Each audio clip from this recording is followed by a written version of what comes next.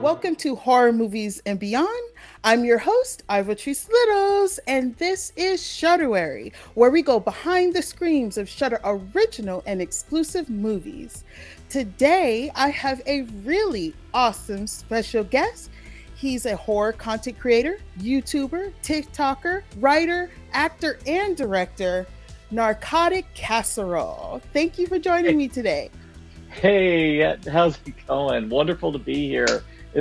I'm thrilled. I'm excited. Got a chance to love that getting to get to know you on TikTok, and I'm happy to be here now. Well, thank you for agreeing to be here. So today we're going to be talking about Shudder original movie, Scare Me. And Yes. I had a good time. I finally watched it through and I had a really good time with that film. This is a film that I saw the advertisement and immediately intrigued me just because I saw okay, just two people in a cabin telling each other scary stories. I was like, okay, how are they going to draw this out? I loved it so profoundly. I immediately went to my laptop and started typing up my own stories immediately afterwards.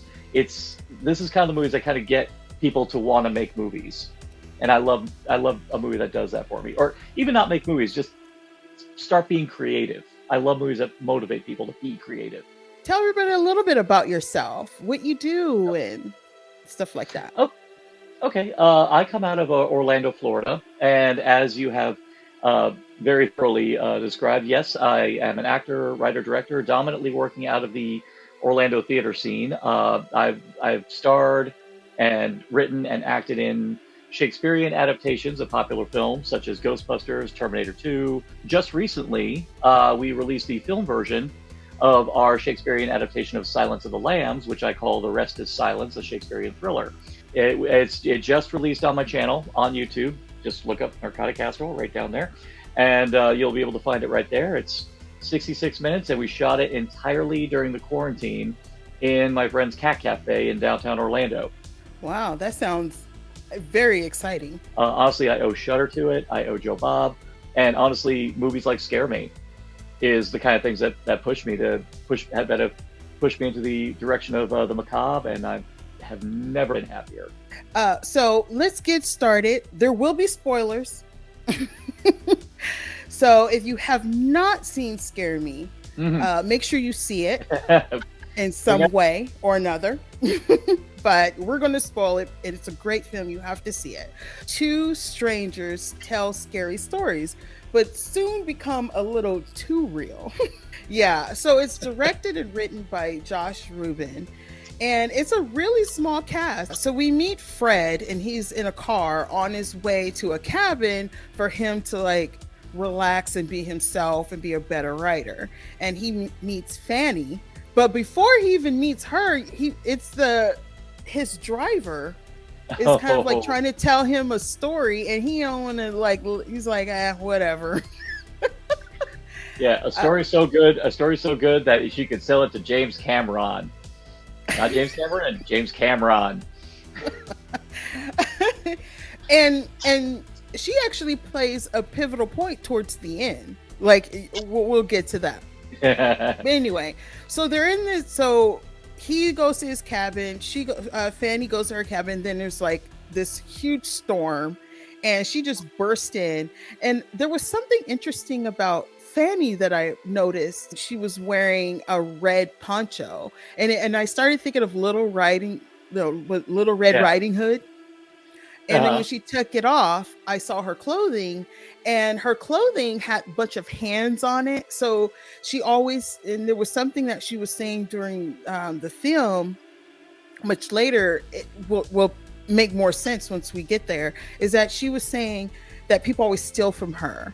But I think she was stealing from people. She always had her hands in whatever, because she was always taking notes of everything around her.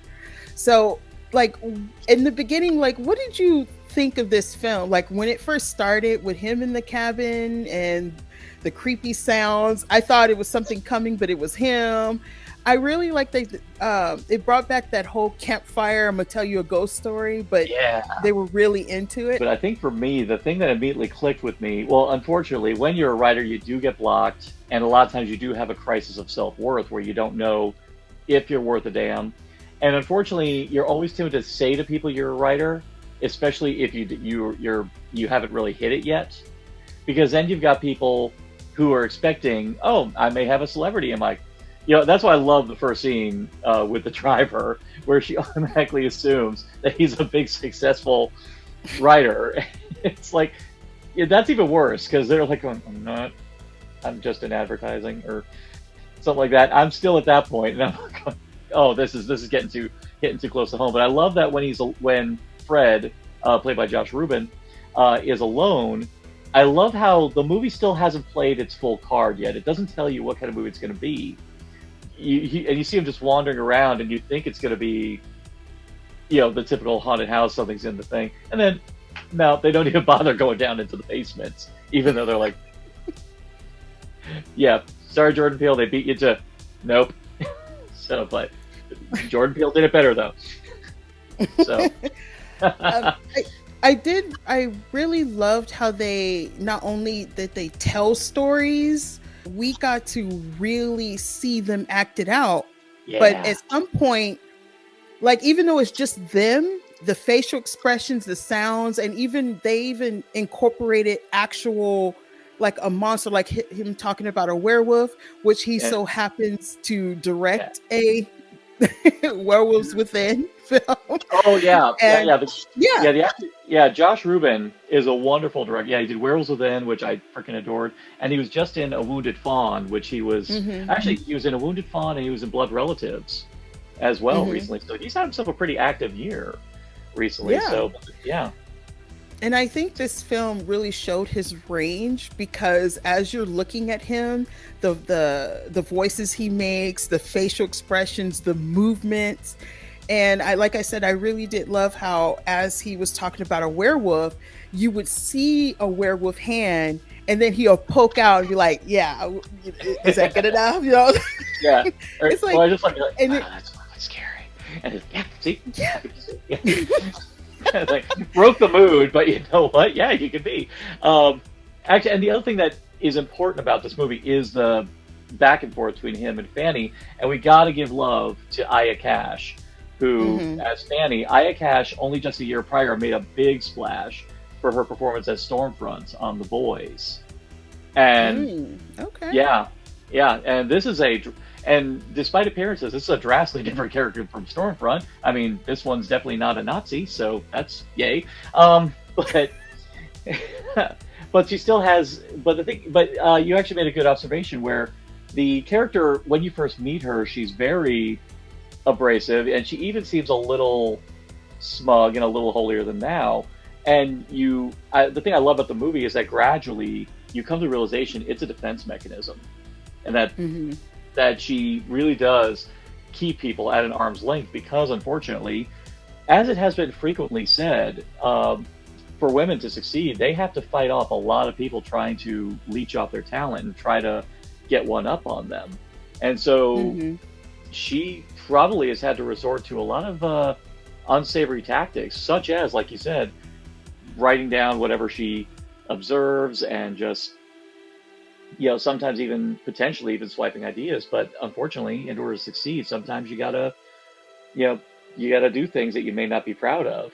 And sometimes it turns you into a very aloof, sometimes even unpleasant individual.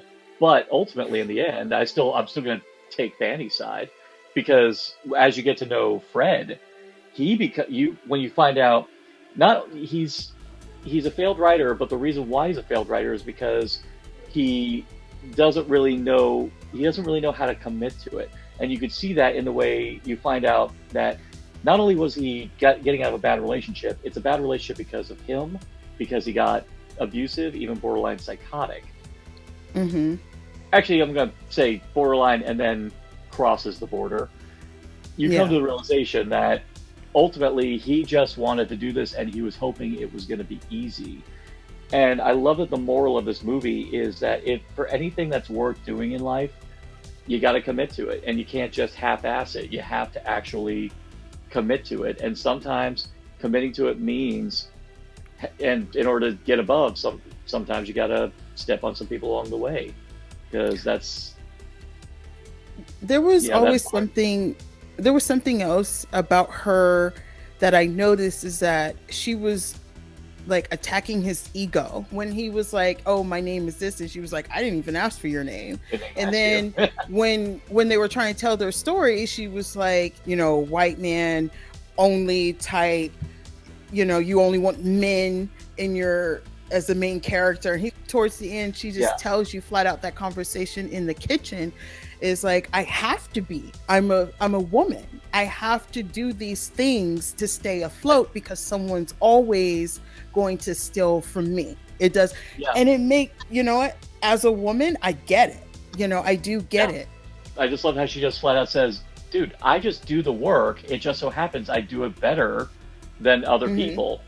And some people just have a hard time accepting that. We think that Fred is like someone who's like a tragic case, and he's building himself up like he's a tragic case. But in the end, she just looks at him going, you're not even some guy who's tortured or disappointed because things didn't go so well for him. That's too interesting. You're just a guy who's pissed off that other people got it better than you. Well, and throughout the course of the night, as the stories they tell evolve, every time, if you notice, every time he's trying to tell a story, she's pushing him, she's nudging him. And gradually, as it goes on, he can't take it. He hates the fact that in order for him to tell his stories, he's got to field the peanut gallery to figure out the best way to take the story. And where other people would say, that's really good. I think that's a great way to go. Fred is, as you can see him, he's melting and he's turning like angry, very angry. And he's just like, he just can't accept the fact that, Danny is a much better writer than him. During the whole process where they're trying to tell a ghost story, like who could scare one or tell it. But I love how she was just like, just do it. Just tell the story. Don't worry about all this other stuff. But if you want to tell a good story, it's like she's coaching him. Yeah. But he took offense at some point. But it's like, I'm helping you be a better storyteller. But you are so worried about me, like, overshadowing you. I'm not trying to do that. If you're going to tell a whodunit werewolf story, where's the details? What is the motivation? Why are they doing this? If someone has a shotgun to shoot someone, where did that come from? If the police show up, when did that happen? You can't just throw these things in there. Hold up, calm down. But that's not how the real world is. I mean, she's telling him how it really is. Yeah, I have this book. She doesn't really talk about it. He just thinks like she's the greatest writer. And I think that's where the pizza guy come in. Carlo, played by Chris Pratt. I think he was important. And it was kind of pulling sides, which side he's going to go on. Because Fred wanted him to acknowledge his talent, but he didn't really have as much talent as Fanny did. So it was kind of like he was on her side, but then they got together, and that teen dance number, the demon possession story. Yeah. Oh, I love that.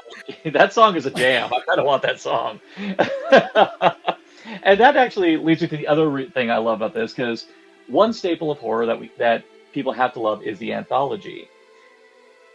This is a blanket anthology. It's not one that tells you it's an anthology, but if you want to be technical, this is an anthology. This is a series of stories that are being told, and the wraparound is this butting of heads between two I guess you could say clashing egos, but it's, that's the wraparound. But this is an anthology story, but it's told entirely through minimalism, which excited the heck out of me, and kind of, especially when I saw this at this early time during the quarantine, I was like, this is, I think, the thing that makes horror so special, is that you don't need grandiose production value to hit everything, to tell a great story. Sometimes all you need is just a great visual concept, and you just need a good idea, and you just have to have a specific vision in order to hit home the idea, and that idea should fit the overall story that you're trying to tell. And that just blew my mind. Just the notion, because most of the time when you think anthologies, you think drastically different stories with just some meager wraparound. I mean, Creepshow, for as amazing as it is and how varied the stories are, in the end, it's just a comic book lying on the road, flapping pages. Whereas in this one, it's using shadows, it's using the surroundings. I mean, one of my favorite bits is where Fanny, when she's playing when she's telling her story about Grandpa, I love how she grabs peanut butter and just here she is. She spends the rest of the story with peanut butter on her face. Details. Yeah, that's the point she was saying. It's like, use what's there and for for your own benefit. Yeah, like she could have told it, but okay, if you see something, use it. And by putting that on there and then showing the fingers and the way they're moving and the grabbing of the wrist, and even her laying there playing multiple people, because he started doing it, but I think he was like, it was like reassurance, like he needed her to, is this good enough? Is this okay? Yeah. Am I there? Where she didn't ask for that. She never asked for his help. She just did it. And that was her whole purpose of showing him, you have the material. You are a good writer. The confidence level is the problem. But sometimes just go with your gut. So just grabbing peanut butter and, doing the one eye and and he was talking like this, going like, you tried to kill me, but you killed Doggy instead. I can hear Aya Cash. Saying that line so many times. And you can like hear the dog.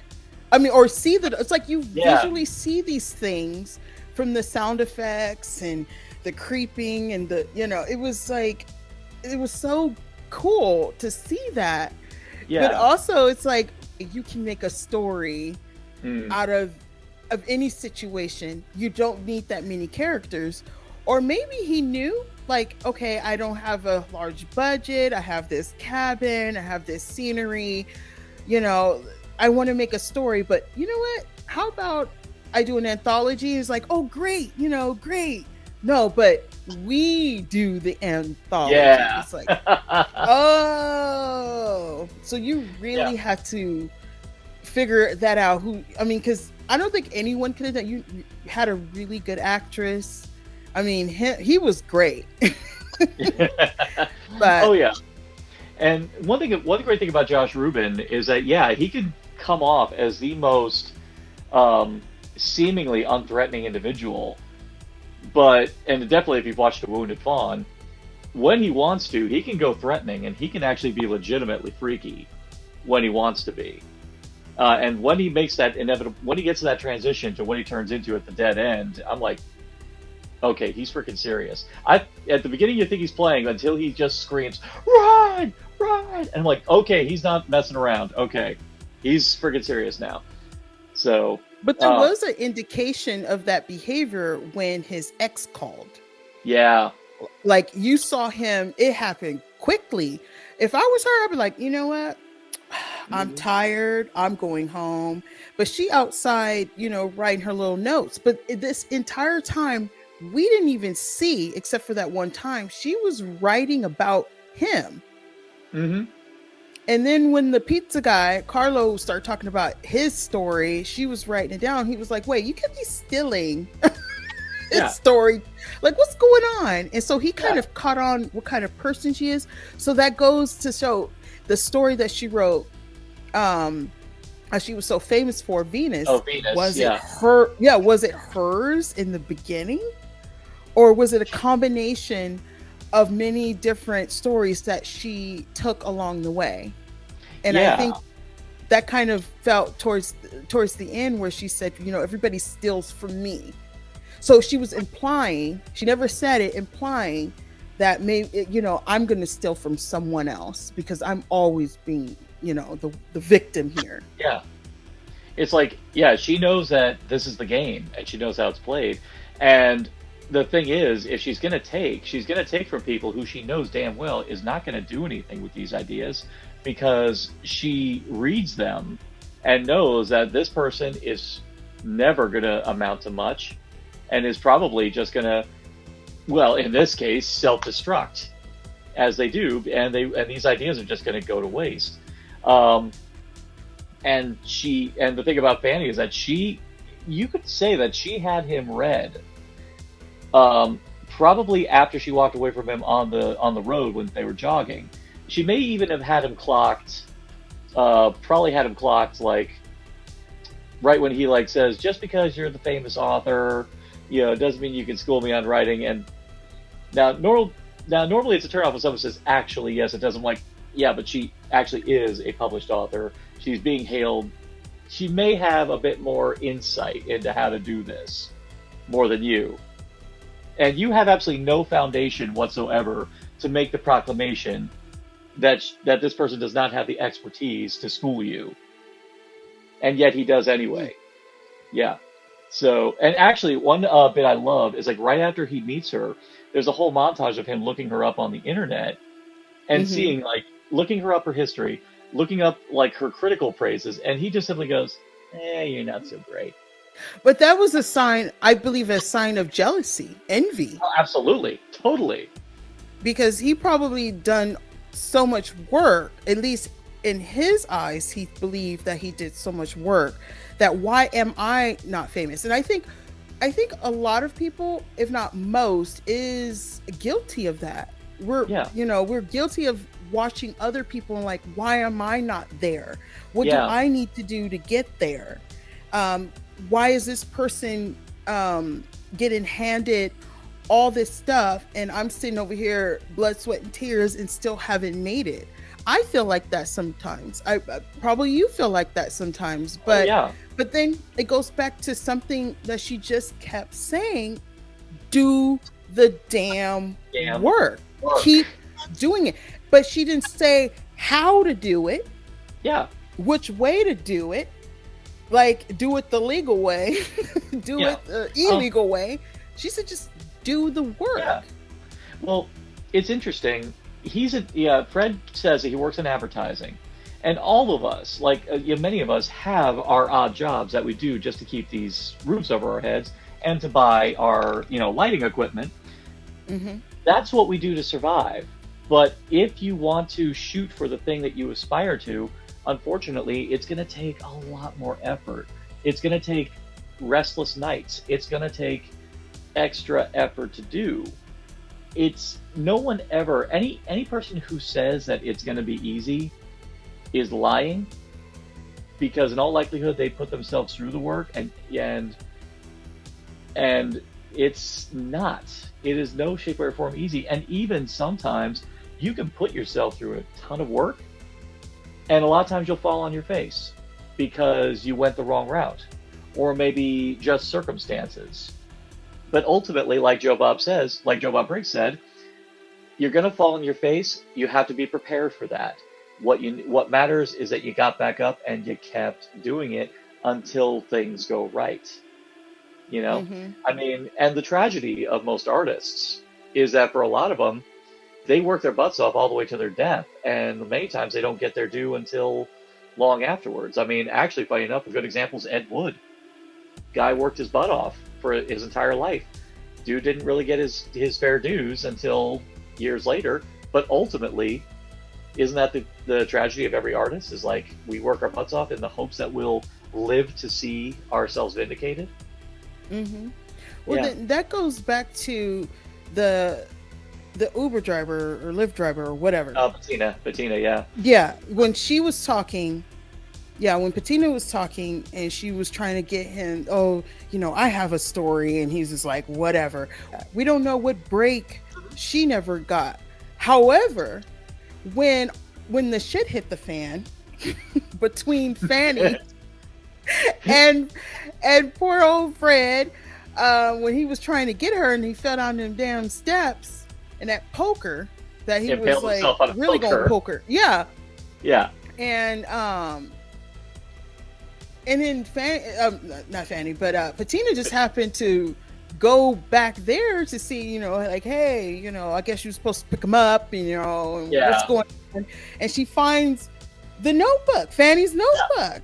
And then she's like, oh, and those Yeah. stories are now going to probably be her stories, but Oh. she didn't get a lucky break. Oh, you didn't you didn't stay for the credits, did you? Oh, there were a credit scene? But it's nothing big, but basically you see the outside of a bookstore, and you see that Bettina actually did take that notebook, and actually wrote a series of her book of short stories. And I think Man. the book is called Werewolves, Grandpas, Trolls, and other scary things. Oh, And man. I yeah. feel so bad now. No, don't. No, because I Marvel just saw had credits me- and I let. Oh. Marvel has me groomed now. Whenever I'm in any movie now, and you know what? I'm glad I did. Otherwise, I never would have known Pearl was coming. Okay, Digress. but then, I was somewhat right. Not all the way. Halfway.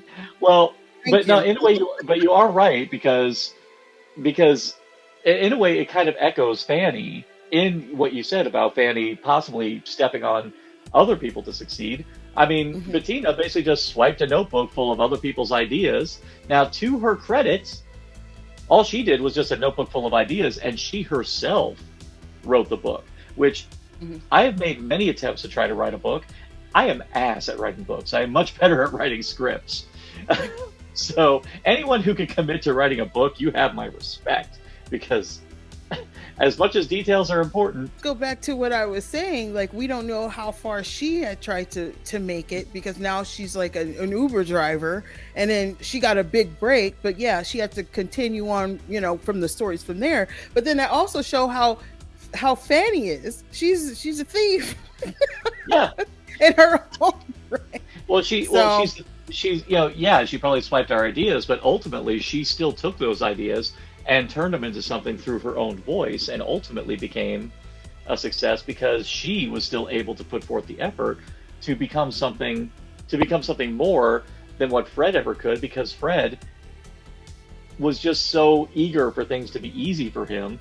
I mean, as he described in his relationship with his I believe it was his ex-wife, but it was very clear he had expectations that things were going to be ideal. And it's very clear that, and a person like him, it's very clear when those ideals didn't really fit, he lashed out. Mm. And so that's that. And I love the juxtaposition between him and Carlo. Carlo, on the other hand, is just a ball of enthusiasm and energy, and is just happy to. He's just happy to, even if Fanny wasn't a famous author who he liked, I'm sure he would have just been happy to stick around and hang out, do cocaine or smoke weed, and do that. And he seemed like a person who just was happy to just get a chance to be creative with people and just have a good time. And Mhm. I kind of wish the best for Carlo, to be honest. I hope he does well. Just because, because Fanny actually says this is a very creative, wonderful person who is just happy to just be here and just have a great time and create. Mhm. And honestly, it's that level of enthusiasm that made me just so excited, because I love watching scenes of people creating things organically and coming up with these things like right on the fly. The whole beginning with the werewolf story is outstanding because, it started with just a premise, but they actually built it to a fantastic 3-act structure. And here I'm thinking to Josh Rubin, actually, you might want to actually make this. This is a good story that you might that could actually make a feature. Granted, he did do a great werewolf feature, but At the same time, she was helping him write her a story. that's kind of how I got it from that. But this film, I mean, Scare Me. I was surprised when I watched it. I really did enjoy it. It was just visually fun to see. This would be a really fun movie to watch if you're into theater or anything like that, because you could definitely feel that that's what that is. It's like, okay, what is your motivation? Why do you need to do this? They were pretty much telling you what you need to do to tell a good story. Just listen. Do the work. Yeah. And it's actually kind of funny you mentioned stage because I'm kind of I'm actually adapting it to the stage. Oh. I'm actually planning on Okay. adapting it to the stage. I'm into Act Two. I bought the script. Josh Rubin was actually selling copies of the script. So, and actually, the whole Venus sequence is uncut in the script. So I was like, thank God, because in the movie it's just a big old montage. So I was like, thank God I have something to work off of. It happened because I was like, at like the second time I was watching, I was like, I tweeted, "Must resist urge to adapt, scare me to the stage." And then Josh Rubin very promptly afterwards going, dude, why resist? So when you got the director egging you on, I'm like, God damn it, now I got to do it. So I'm doing it. Well, yeah. Well, I wish you nothing but the best on that. So I want to say thank you so much for joining me on Shudderary and to talk about Scare Me, which was a lot of fun. So where could people find you? You could, I mean, TikTok, obviously, Narcotic Casserole, you can find me there. YouTube, I periodically update on YouTube now, but if you want to see my The Rest of Silence, a Shakespearean thriller, you can find that on my YouTube channel, also of the same name. So it's a variety channel, but that's what we got going on over there. Yeah. Okay. Well, I want to say thank you everybody for watching Shudderary, and make sure you like, subscribe, leave a comment, please, and follow Narcotic Casserole. I keep wanting to say it differently. I don't know why. It feels so wrong. I mean, hey, I work in a pharmacy. And I tell people the name of that, the name of the channel, and they're like going, is there something about you we don't know? Unfortunately, that was my Google handle when I did my job interview there. And they're like, and my soon-to-be boss was going, I saw his handle was Narcotic Casserole, and I got a little worried. Well, once again, thank you so much. And thank you so much, everybody out there. Until next time. Bye, everybody. Bye.